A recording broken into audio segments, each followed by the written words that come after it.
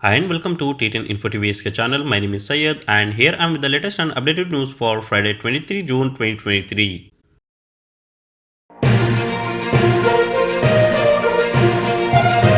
Former Prime Minister of Pakistan Imran Khan to fight to last drop of blood slam Pakistan military establishment. Pakistan's former Prime Minister Imran Khan, who is fighting over 150 legal battles on terrorism, violence, corruption, fraud and more, told Al Arabiya English he would fight to the last drop of my blood until the South Asian country embodies democratic policies. Unless Pakistan has rule of law, genuine freedom, which means democracy brings freedom, we have no future, he stated in an exclusive multifaceted interview where he consistently singled out the military establishments as puppeteering the country. Saudi Arabia unveils master plan for Riyadh Expo 2030. Saudi Arabia unveiled its master plan for Riyadh Expo 2030 earlier this week, aiming to make the event the most sustainable and influential world expo so far. Under the theme Together for a Far-Sighted Tomorrow, the kingdoms unveiled the plan during an official reception in Paris held in the presence of 179 members. State of the Bureau International Desk Exposition, the Saudi presidency reported on Wednesday. Saudi Arabia Neom announced success of first air taxi test flights. Neom company announced on Wednesday the successful testing of helicopter aircraft and first eVTOL flight in Saudi Arabia, marking another step towards the adoption of commercial eVTOL operation in Neom and beyond. Neom company and Volocopter, a pioneer of urban air mobility, made the announcement about the successful completion of a series of air taxi test flights in Neom. This marks the first time an electric vertical takeoff and landing aircraft has received a special flight authorization and performed test flight in Saudi Arabia. Hajj 2023, nearly 1.5 million pilgrims arrive in Saudi Arabia until Wednesday. The General Directorate of Passport announced on Wednesday the arrival of 1.5 million pilgrims to date to perform Hajj this year through all the kingdom's air, land and seaports. According to the General Director of Passport, 1.4 million pilgrims came to the kingdoms through airports, including 230,000 beneficiaries of the Makkah Route initiative, 9,000 pilgrims came through land ports and 4,000 pilgrims via seaport. Pakistan Prime Minister meets IMF Director in last-ditch effort to get bailout. Pakistan Prime Minister Shehbaz Sharif met IMF Managing Director Kristalina Georgieva on Thursday as the cash-strapped country made a last-ditch effort to get a much-needed loan from the global lender, a media report said. The two sides exchanged views on the ongoing programs and cooperation between crisis-ridden Pakistan and the International Monetary Fund in the meeting held on the sidelines of the summit for a new global financial pact at Paris. In France, Radio Pakistan reported. At least 31 dead after gas explosion at China barbecue restaurant. At least 31 people have been killed and 7 injured after gas used for cooking exploded at a barbecue restaurant in northwestern China. The blast tore through the restaurant at about 8:40 p.m. on Wednesday on a busy street in residential area of Yunchon, the capital of Ningxia Hui Autonomous Region, as people gathered to celebrate the 3-day holiday for the Dragon Boat Festival, according to the official Xinhua news agency. United States to ease visa for skilled Indian workers as Prime Minister Modi visits.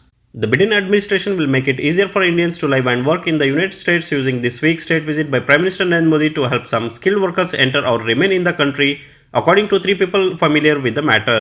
The State Department could announce as soon as Thursday that a small number of Indians and other foreign workers on a H-1B visa will be able to renew those visas in the US without having to travel abroad, one of the sources said, part of the pilot program that could be expanded in coming years.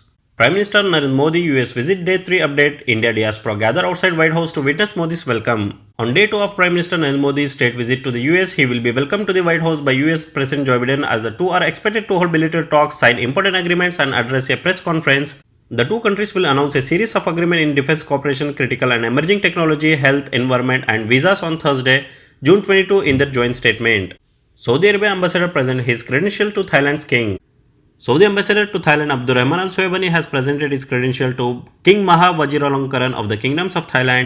During the Thai King's reception, Ambassador Al Soebani conveyed the greetings of custodian of the two holy mosques, King Salman and Crown Prince Mohammed bin Salman, to the Thai King and their wishes for the people of Thailand for steady progress and prosperity. Iran and Saudi Arabia to resume postal cooperation after Hajj. The CEO of Iran's national post company said postal cooperation with Saudi Arabia will resume following this year's Hajj pilgrimage, which will end on July 1.